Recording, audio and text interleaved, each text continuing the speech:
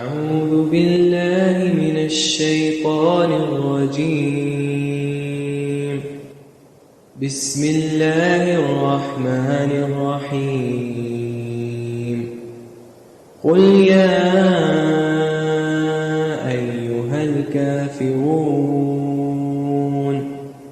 لا أعبد ما تعبدون ولا أنتم عابدون ما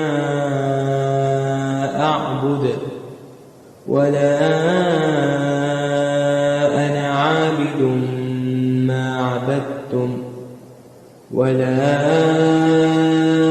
أنتم عابدون ما أعبد لكم دينكم ولي دين.